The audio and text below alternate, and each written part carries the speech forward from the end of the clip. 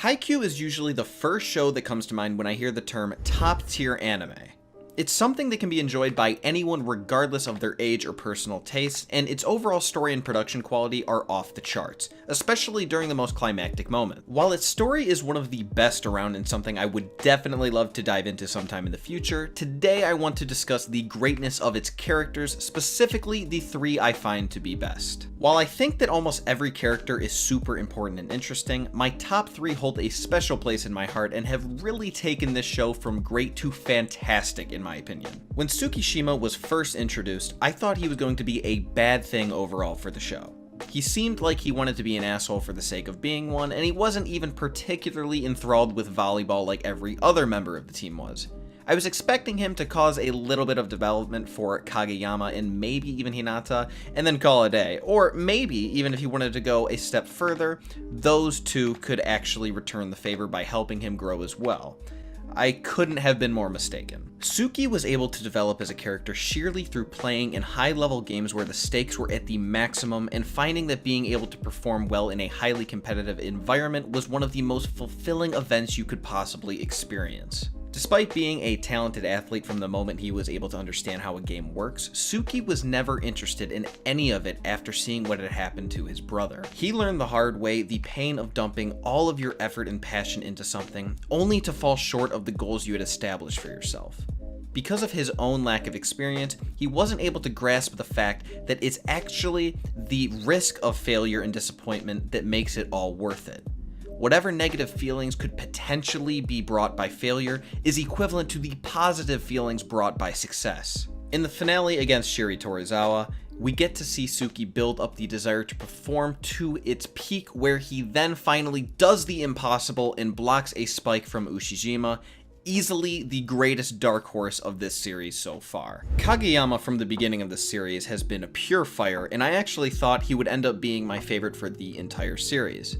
It is rare that you can find someone with such overwhelming athletic ability to be such a detriment to a team. The most important thing about Kageyama is that in his mind, he thinks people should aspire to do things the way he does them. He cannot comprehend why someone would want to approach a situation in a way he would not, or even do something different entirely. In this way, I can really relate to Kageyama, not in the sense that I'm going to consistently become a pain in the ass for everyone around me to deal with, but in that I have a hard time understanding why someone would not be interested in the things that I am.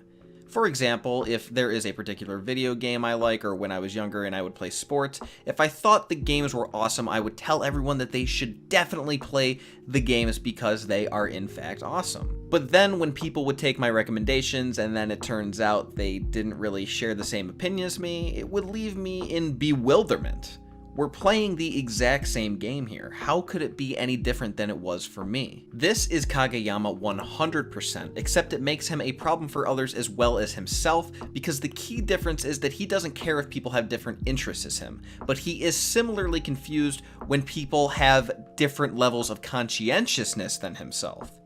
He believes that as long as someone is playing the same game as him, everyone should be putting in their absolute all they are physically and mentally capable of.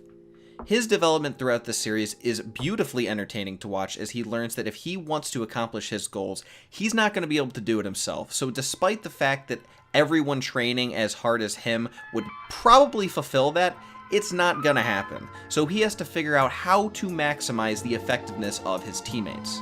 It turns out that telling people they're lazy asses isn't particularly motivating, and with how awkward of a guy Kageyama is, it's amazing to watch him attempt to improve in this and become a better team. My absolute favorite character, however, is very different than those two. He isn't amazingly gifted, despite by many being viewed as exactly that. Oikawa is the perfect example of someone having a dream that they will never be able to fulfill. Although he is a very high-level player, this is mainly due to the fact that he is both giving 100%, as well as the fact that he is the opposite of Kageyama as far as how efficiently he can exploit the skills of his teammates, which is great since he is his former senior, and they see each other as rivals. Oikawa's story is the story of overwhelmingly non-self-destructive envy, which is a near impossible thing to experience. Being envious of something or someone almost always ends in your own downfall, but the rare person can see what someone else can do or what they have, and instead of just whining about it and saying it's unfair, actually become determined to have that for themselves. In the case of Oikawa, it is heartbreaking to watch because the thing he wants the most is to be the best at volleyball, but because he was born without any exceptional talent, he will never be able to accomplish it. He is aware of this too, which is why he has honed in so much on becoming the ideal captain so that he can utilize the areas of talent that the people around him have. This is also why he can't stand Kageyama so much, because he is the exact opposite of him, except what Kageyama is missing is something he could potentially obtain. You can learn to get along with people and be a good teammate, but the talent and ability Kageyama was blessed with is something he will never be able to get. Watching Oikawa play with these ideas both internally and even more so externally is so entertaining to watch, especially at times such as when he is sitting with his buddy, watching Karasuno vs Shiotorozawa, and can barely sit still in his seat because he wants both teams to lose so badly. I could get into significantly more depth for each of these characters, and probably for a lot of the other team members as well, but I would like to do full analysis on each of them individually in separate videos. So that pretty much ends this video. If you have made it this far, I cannot tell you guys how much I appreciate you watching my content. If you did enjoy this video, remember to give it a thumbs up and subscribe if you haven't already. Remember to leave me a comment letting me know what you thought about the video. I love to hear your guys' opinions. And also, actually, if you want to speak to me directly, the best place to do that is not the comment section. I am very happy with you guys leaving comments, but additionally, if you want to talk to me more personally, or I guess other fans of my content, make sure to check the link in the description of this video to my Discord channel. We have lots of fun conversations there about One Piece, about different anime, about everything in the anime community, and stuff that's just completely irrelevant, just stuff about life. It's a really fun place. I'd like to see more of you guys there. With that all being said, I hope you guys have an excellent rest of your day, and I will see you in the next one.